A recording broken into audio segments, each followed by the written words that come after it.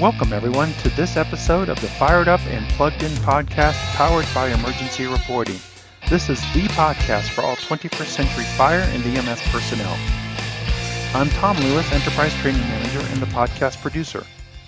Joining our distinguished host, Randy Bruegman, is Dr. Denis Onieal, a retired federal official who is responsible for the management of the United States Fire Administration. Dr. Onieal will share his thoughts on today's fire service and the importance high-quality leadership plays in the future of our profession. After serving in the Army, Dr. Onieal joined the Jersey City Fire Department, ultimately rising to the position of acting chief. Dr. Onieal has also earned a Bachelor of Science from New Jersey City University, a Master of Public Administration from Fairleigh Dickinson University, and a doctorate in education from New York University. He also taught in the master and doctorate programs in education at NYU for 5 years. Starting on September 12, 2001, he led the United States Fire Administration's team at the World Trade Center to help FDNY reestablish their systems of command, control, and on-site communications. He is a recipient of many awards, including the Metropolitan Fire Chiefs President's Award of Distinction, the Fire Engineering Lifetime Achievement Award, and the Firehouse Magazine Lifetime Achievement Award. On a personal note, I was privileged to attend the National Fire Academy 5 times during his tenure and can attest to his leadership there in creating a most memorable experience. Welcome to our podcast, Dr. Onieal. Chief Bruegman, it's all yours, sir.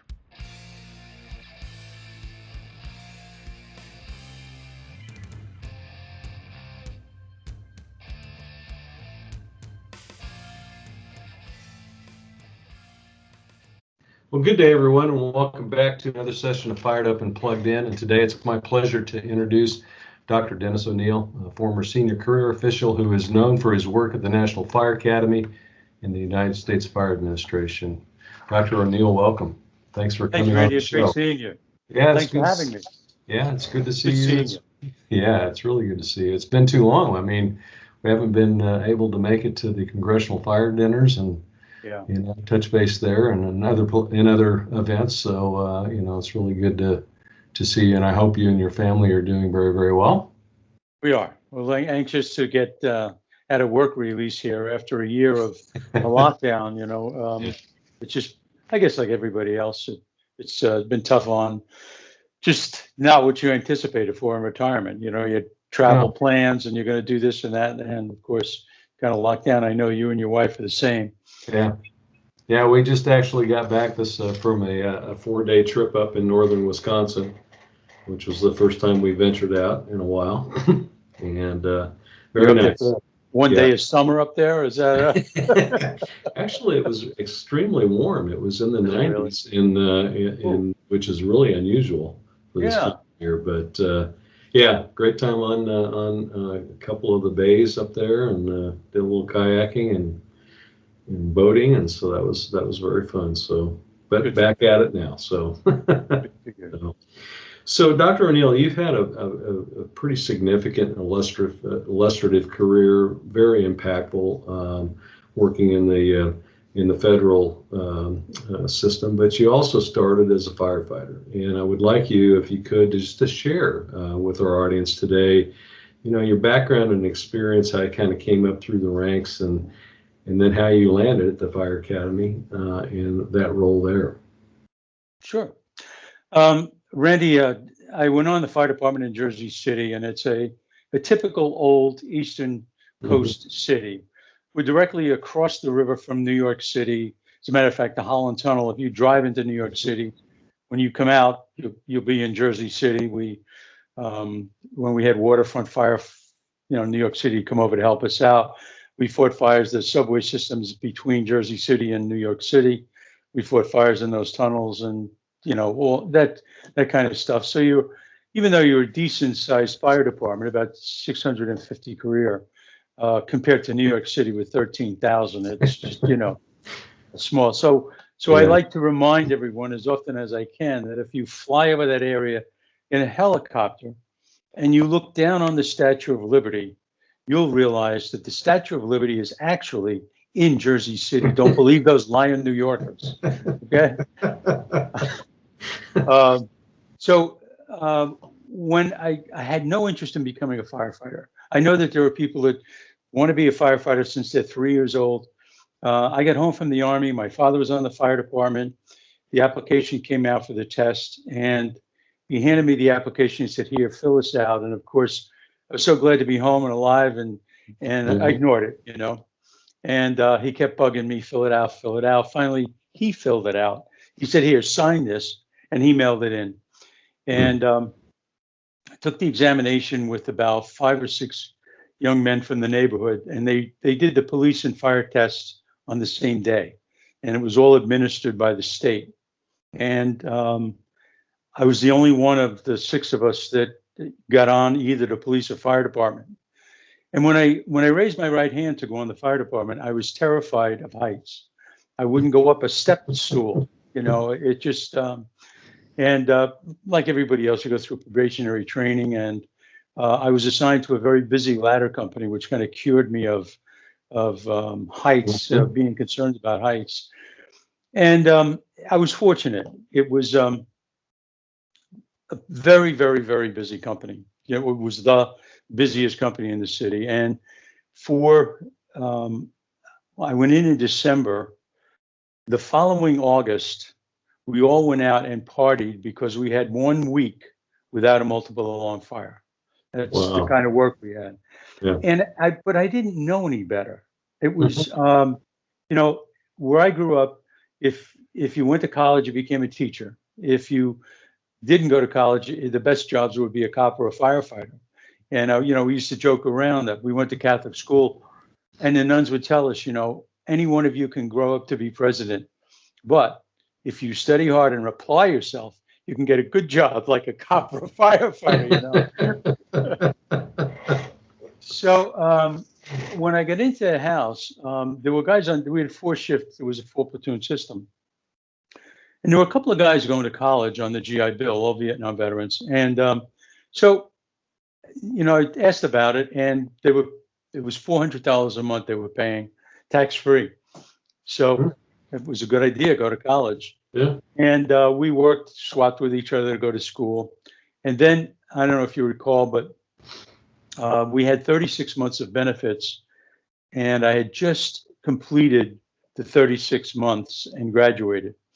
And President Carter at the time had given the young men who went to Canada, who ran away from the draft, he absolved them and gave them general absolution, whatever you do.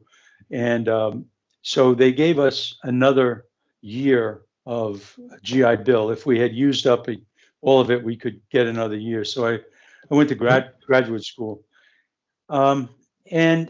But I was just hanging out with the smart kids, and it's a theme that I'll come to once in a while. Your mom told you hang out with the smart kids, and that was really what was fortunate for me. We had civil service testing, competitive testing, all the way up through the ranks, lieutenant, captain, battalion, and so because I was going to school and they were going to school, you all kind of went up through the ranks together. On the different promotional lists. Several of them went off. One retired disability. He went down to the fire administration, Bobby McCarthy. Bobby really revolutionized health and safety for the firefighters and protective clothing and exposure forms. We were doing exposure forms in Jersey City Fire Department in 1978, filling out, exposed to smoke or this, whatever we were exposed to. Jack Lynch was another gentleman. He left early. He started the arson task force concept and flew around the country doing that. I wound up there as superintendent of the National Fire Academy. 2 of them wound up to be chief of the Jersey City Fire Department after I left. So, it was just hanging out with the smart kids, and I was really fortunate to do that. I went up through the ranks. I did 15 years in ladder companies as a firefighter, a lieutenant, and a captain, and then battalion and deputy. And then just as I was, I'm trying to think, I just made acting chief. They were waiting for the civil service exam. The other deputy chiefs, there were 7 I was the 7th deputy chief, but the other 6 more or less said, look, if you want the job, you can have it. we're not going to sign up for the test. And typical, fire department stuff. And but I got a call from a friend of mine who said that the superintendent's job at the National Fire Academy was coming up, and he wanted me to apply. And at that time, Randy, the position was appointed by the president, and I was not interested in a political appointment. And I told him, and he said, no, they changed it to a career position. So I filled out the application, got an interview, and they offered me the job. Yeah. So there's going to be a theme as we talk about these kinds of things that it's just serendipity. Things happen in your life you never predict. You zig instead of zag, and I was very, very, very fortunate. Yeah. Very fortunate. Yeah, I found the same thing in my career too. It's just a matter of hanging out with, as Ron Coleman often said, if you want to fly with the eagles, you don't hang with the turkeys. Yeah. And it's really true. So if you're fortunate in your not only your career path but your life path, that if you run into people that are very intelligent and are willing to open doors to help you, if you're smart enough to walk through them, you find yourself in positions like we found ourselves in, positions of influence and being able to help others do what people did for us. And so I think that's really important. I never found, and I've asked people, we all, probably the same people, Ronnie Coleman, Brunacini, Allen, all of them, they were always more than willing to help, engage in conversation. We had a lot of chief officers from New York City, and they were great. They were just terrific. Yeah. I mean, we've run across a few that are, a little bit about themselves, but I think by and large in our profession, I think, if you extend a request to most people in the fire and emergency services, they're more than willing to step up and do what they can to help you out. They are. Yeah. So you've been pretty instrumental in really shaping the educational and training element of at least the American Fire Service, but I think you've had international influence as well. So could you talk a little bit about what you found when you went to the Fire Academy, and then just kind of that evolution of where we're at today? Sure. The biggest challenge, well, there was a couple of challenges that I faced. The biggest challenge was that at that time, the National Fire Academy was club fed. It's where firefighters went and partied and drank and had a great old time. And the instructors would tell war stories, and they would go back with a certificate to hang on the wall from the National Fire Academy. And the FEMA director at the time, James Lee Witt, more or less, pulled me aside and said, "Look, this is what we have to do." So we started incrementally looking at certain things. The first piece was our curriculum relevant? And so we went to, of course, every decision that came to my desk, I would kid around and I'd say it was one of two things. It was either the greatest thing since sliced bread, or it was the greatest threat to democracy our nation ever faced. It was just crisis after crisis. So I called in the American Council on Education. I wanted all of our courses reviewed for college credit recommendation. There was two reasons behind that. The first is to make sure that our courses were academically sound. So it was an outside objective look at our curriculum.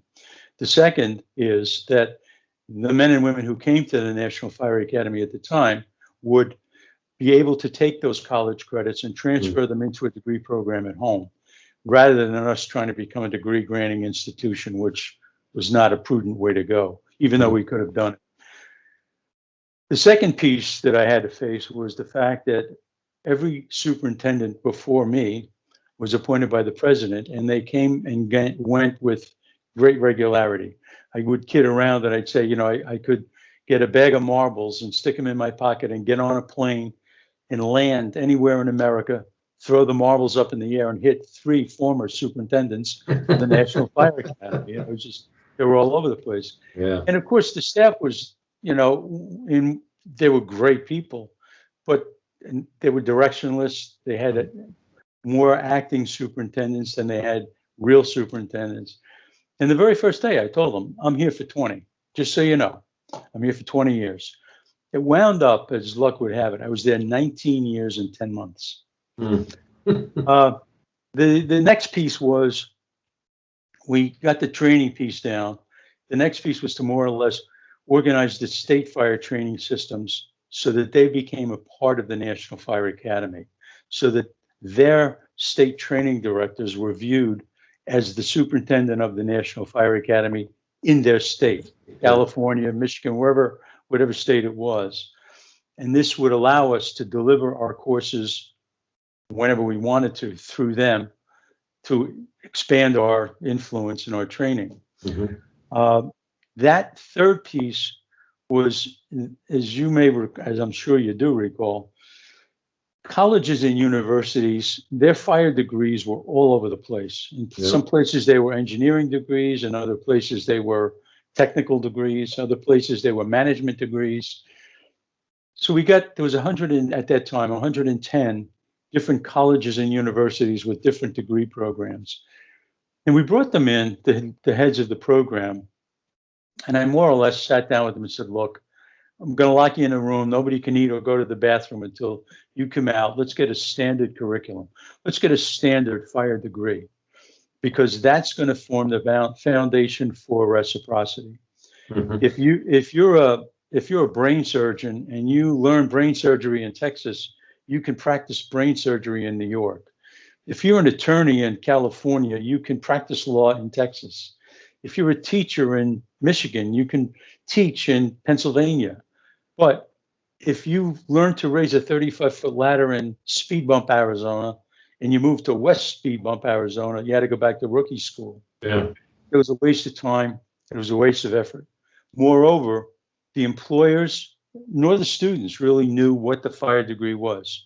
So we got them, the degree programs, to establish a curriculum for associate's degree, bachelor's degree, and a master's degree.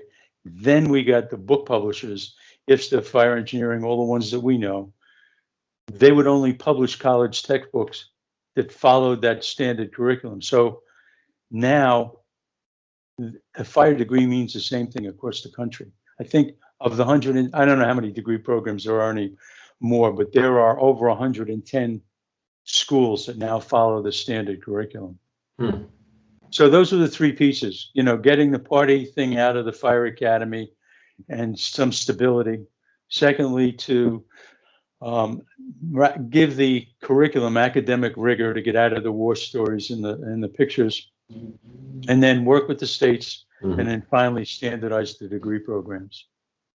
Well, and that's, just look at what's happened in the entirety of the service. What a great vision. It's really institutionalized how we're educating our firefighters today, and it's pretty amazing what you were able to pull off there.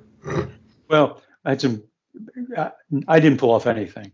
I had great men and women that worked with us. I had great state training directors around the country, all 50 state training directors. I had colleges and universities, all brilliant people, men and women who were as passionate about this professional journey as I was. Yeah.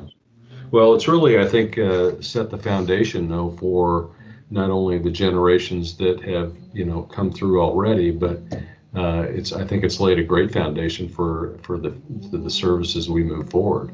And that kind of leads me into another question, because society is changing so quickly today.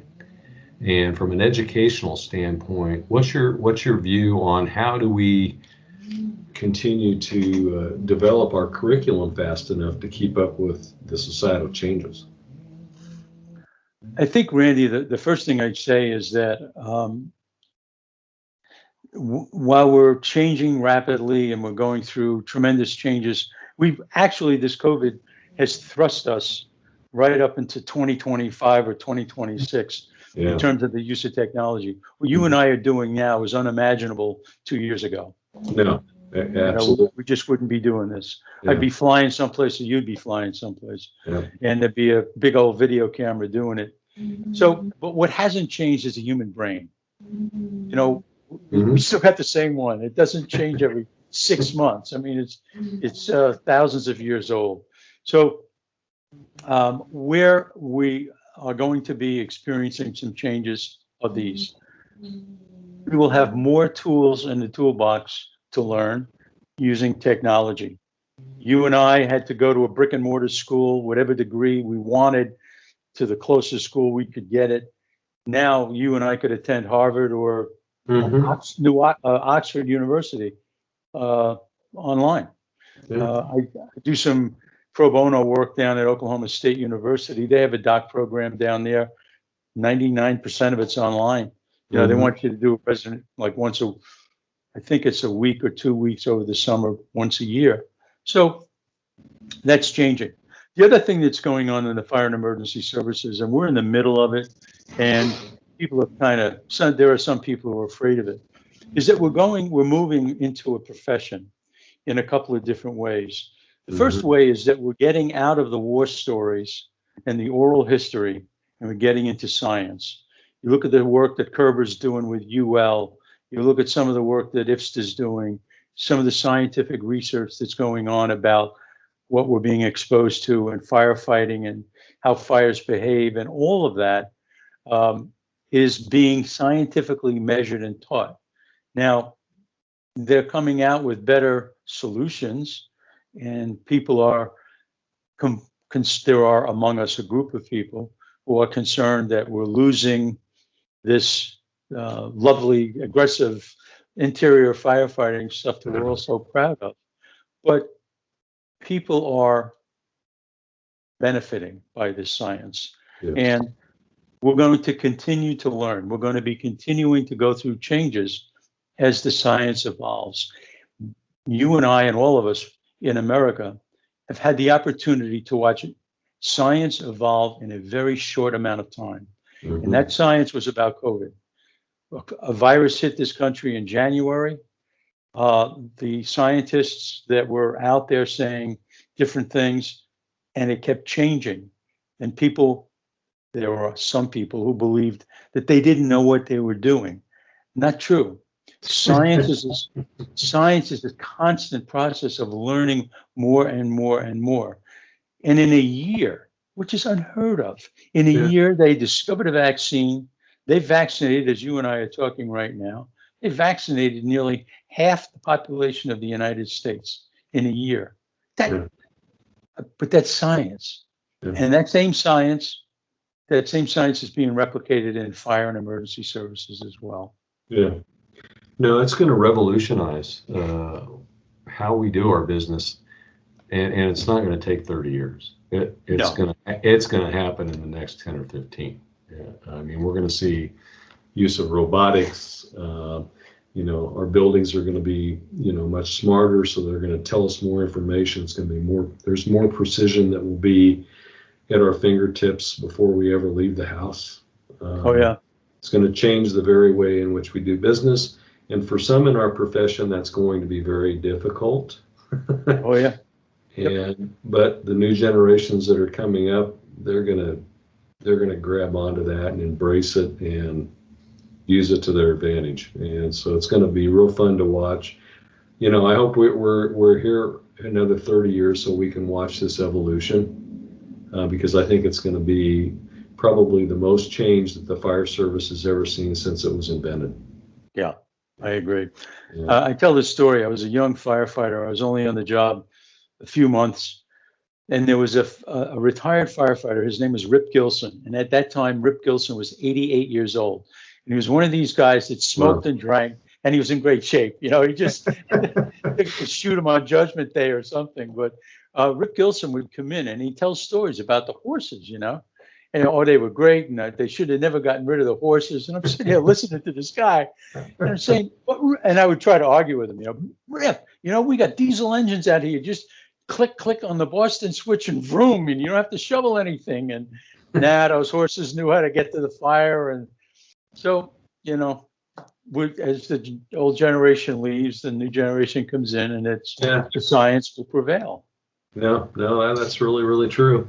And the fact of the matter is, science is telling us that we probably can't build enough fire stations to actually get there in time to really affect a significant difference on the fire because of the things that we're putting in our homes and the way they're building houses today. I mean, the flashover has gone down to under 4 minutes. Yeah. I mean, there's another thing that's really revolutionary. I'm looking into it is the battery energy storage systems, and they're being put in. Not only are they in cars, but they're in high-rise buildings. They're in homes now, and they won't go out. They're lithium-ion batteries.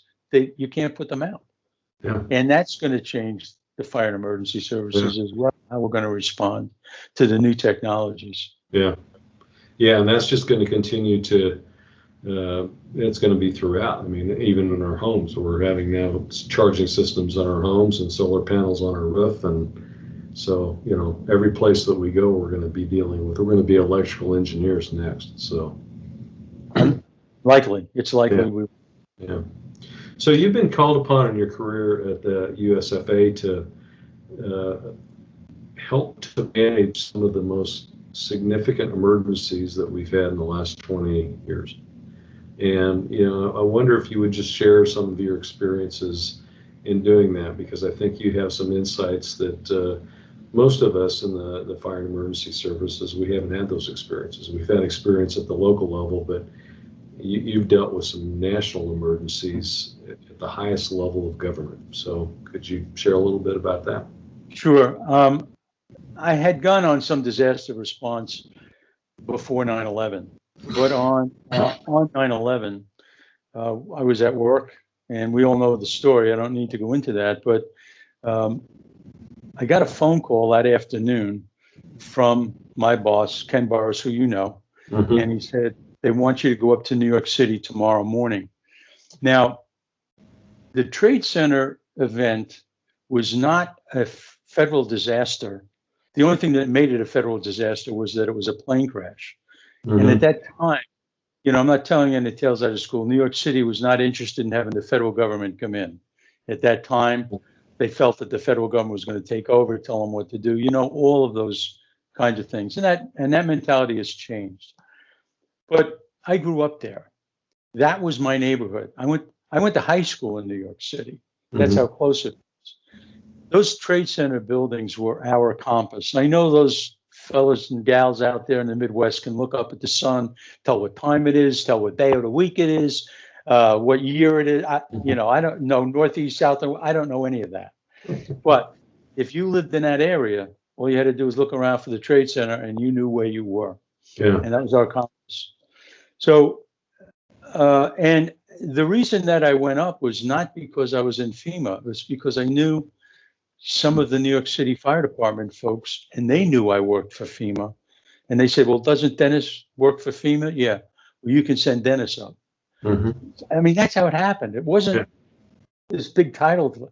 Anyway, I drove up, and as I'm going up the New Jersey Turnpike, there's a bridge into Jersey City. And you would see the World Trade Center, and it was gone. It was just smoke. And I drove down to the Holland Tunnel, and there was a police officer directing traffic. And the Holland Tunnel, of course, was closed on that day. And I stopped the car, and I got out of the car, and the police officer, hey, Chief Onieal, yeah, go ahead, right through. Now, since I was 3 years old, going through the Holland Tunnel was always traffic. Even my only memory of it as a kid is traffic. I went through the Holland Tunnel by myself. Bizarre. And I came out, and I turned, and I looked, and the Trade Center wasn't there. And I drove down, and I parked the car, and I met Tommy Von Essen and Dennis Smith, who you and I know, was there. So long story made short, I was sent up there with a blank check from the federal government to help them any way they needed help, whatever they needed. I had the next day, about 10, they were all men, 10 men came up from the fire administration to work with me, more or less like an IMT to kind of work behind the scenes. But New York City was never using the IMT system at that time. Eventually, that event led them to that. So at the time, I knew of about 14 or 15 of my very close friends who were already dead. turned out to be about 25 when it was all over. But it's really hard to describe. The biggest difference for me in all disasters, and I went down to Katrina during New Orleans and that whole thing. The biggest issue is understanding that this is not an emergency, it's a campaign. And that you're going to be there for days or weeks. And as the days and weeks evolve, people's tempers become shortened. Their ability to reason deteriorates because of their fatigue. Mm-hmm. And you've got to be able to manage people and interact with people at a much higher level. It requires much more brain power is the only way I can describe it. Yeah. Tons of interpersonal skills to do those kinds of things. And then weird things happen. I was at the corner of West and Vesey Street, which was the first building that was standing after the collapse. The other World Trade Center buildings had collapsed. 7 World Trade Center collapsed. And the Evian Water Company sent down pallets of pints of Evian water for us to drink. And I don't ask me how this came to mind, but I looked at it and I said, who's watching that water? Where did it come from? And everybody was looking at me like I had 2 heads. And I said, but it would only take somebody with a needle and a syringe to Mm-hmm. inject poison into 1 bottle, and that whole area would have been shut down. Yeah. We thought that there were going to be secondary attacks, and we didn't know what was going to happen. There were concerns about flooding in from the Hudson River. This is kind of bizarre. There were fires underground. We knew there were fires underground. People were coming up to us telling us that they had gotten a cell phone message from their cousin who was still alive under the rubble and all this stuff. And it was just wild imaginings. Everybody was dead. And so I'm talking to this guy. If I put a gun to my head, I couldn't tell you who he was, what he looked like, or where he was from. But he said to me, what's your problem? And I said, well, the fires underground are the problem. We just don't know what's down there. He said, I'll be able to tell you. I'm like, yeah, right. And 4 hours later, he came back to me with thermal images from space all the way down to bedrock, telling me exactly where the fires were, exactly what the temperatures were, all the way up to surface temperature. And we had those every 4 hours for the entire time I was there. And that was in 2001. So you can wonder what spy stuff they have. Who did he work for? Some spy agency, if they tell you they have to kill you, kind of a thing. Yeah. I'm sure.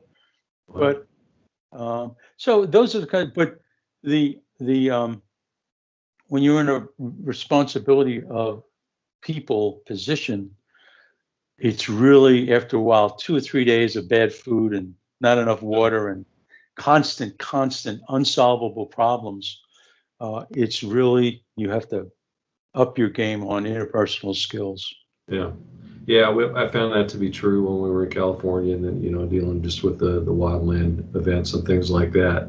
After 2 or 3 days, everybody's worn out, and their patience runs thin.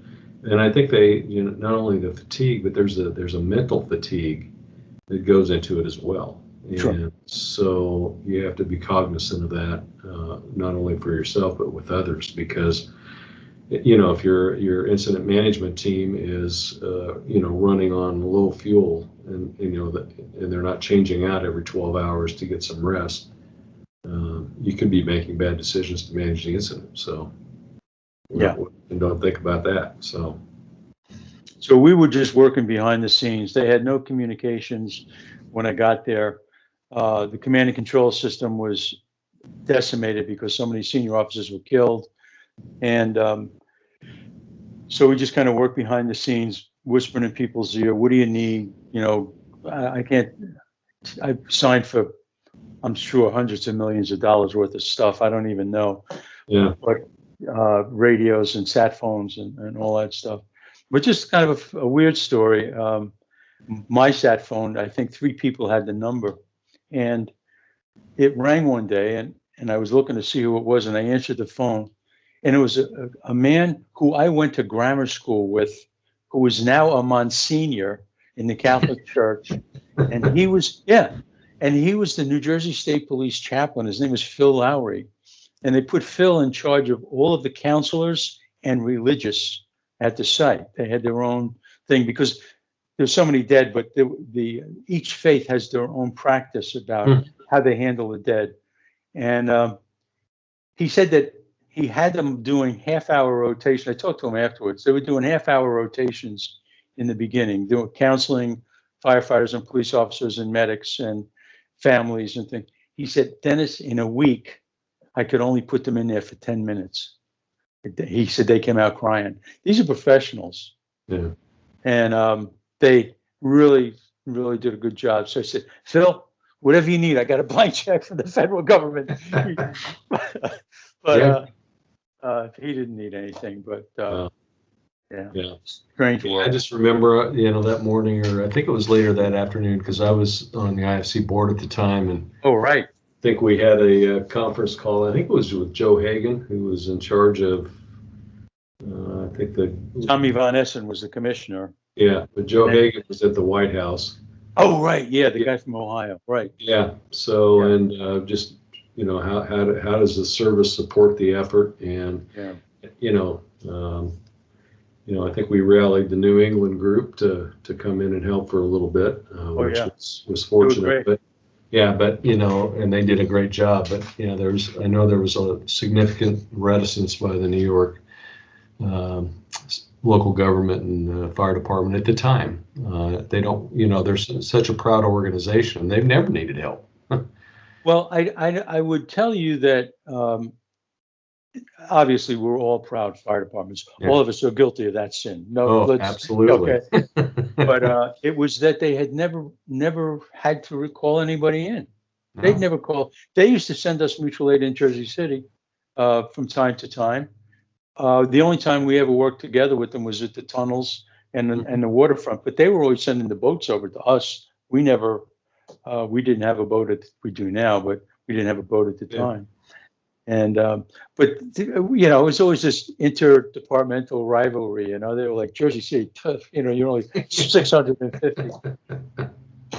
So I used to remind them every once in a while. I would zing them because they had the very first high-rise fire in New York City. It was a Woolworth building back in the early 1900s, and it didn't work out too well. And in World War II, they had a ship called the Normandy that was being converted from a luxury liner to a troop ship, and a welder started the ship on fire. The New York City Fire Department responded, and they put so much water in the ship, it flipped over and sank in the port, So I used to remind them as often as I can that they floated the Woolworth building and sunk the Normandy, Oh yeah. Well, those kind of rivalries are good to have, though. Oh, they are. Yeah. And I'm still in touch with a lot of them. Yeah. Some really great people. As we kind of close out this podcast today, what piece of advice would you like to share with our firefighters today as they're looking kind of in their next step of their career, or if they're brand new recruits, what advice would you give them? Randy, you and I love the job. I don't think I've ever met a firefighter who didn't love the job. Yeah. I've heard a lot of whining and complaining in my day, and so have you. But at the end of the day, I mean, they love the job. They're proud of the job. They're proud of the work that they do. They're helping people every day to go to work. And so stay with it. Even on your bad days, when you think that the chief is the worst person in the face of the earth, believe me, the chief was in your seat one day in his or her career, and they know what it's like. So a couple of thoughts. One is listen to your mom. Hang out with the smart kids. Yeah. If you're hanging out with a crowd and you're the smartest one in the crowd, find a new crowd. Try to advance. Run absolutely run from the whiners and the complainers in the job, because they're not going to make any improvements. They're not going to solve anything. If you ever find yourself with the urge to whine and complain, ask yourself, what are you going to do about it?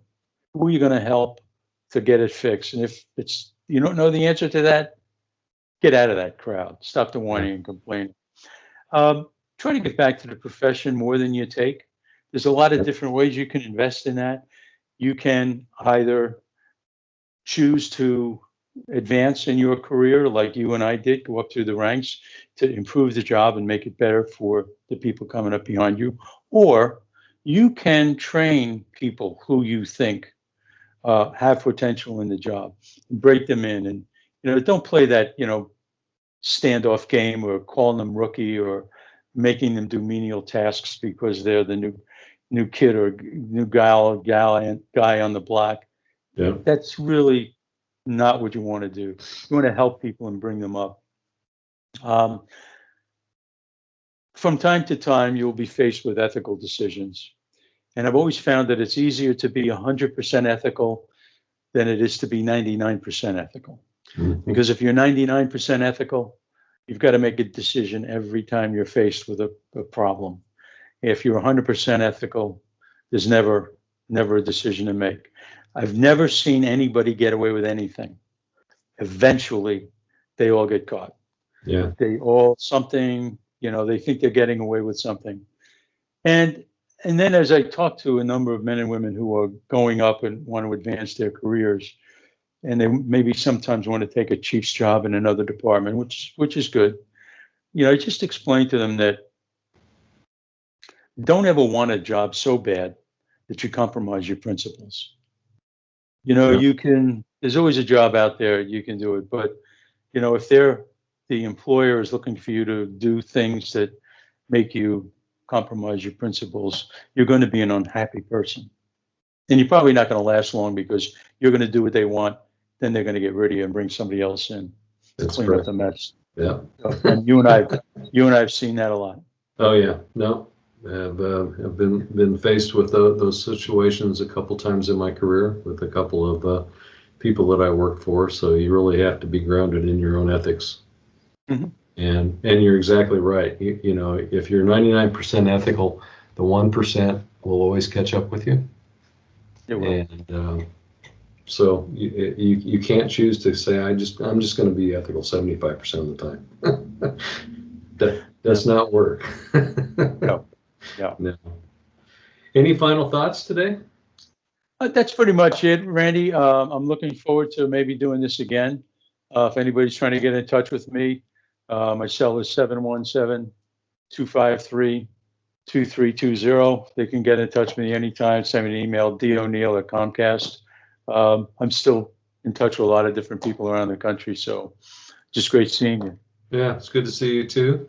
So that is our podcast for today. Dr. Denis Onieal, thank you so much for being with us, and appreciate the opportunity. And we'll have you back on a second podcast in the near future, to talk a little bit about data and what you saw and what you found as you did your initial research, as you got your doctorate, and then what you've seen the evolution of data do over the last 20 years. And then I think more importantly, or as importantly, where are we going with it? Because it's going to really change, I think, the face of fire and emergency services as we move forward. So again, thanks, Dr. Onieal. Appreciate you being here. Thanks, Randy.